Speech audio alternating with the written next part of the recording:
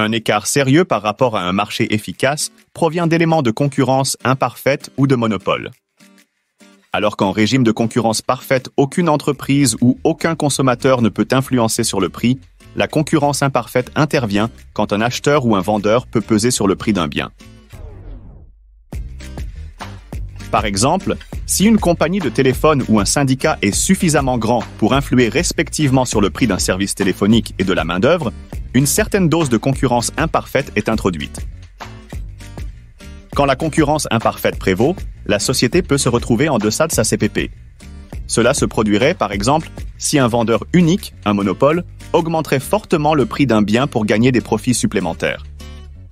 La production de ce bien serait réduite en deçà du niveau le plus efficace, et l'efficacité de l'ensemble de l'économie en souffrirait par contre-coup. Dans une telle situation, la propriété de la main invisible que possèdent les marchés serait violée.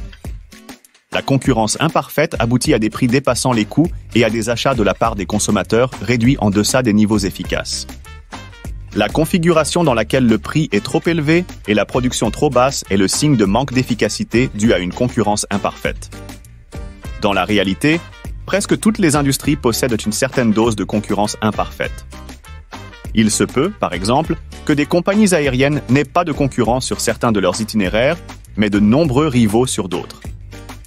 Le cas extrême de concurrence imparfaite est le monopole, situation où un fournisseur unique détermine seul le prix d'un bien ou service particulier.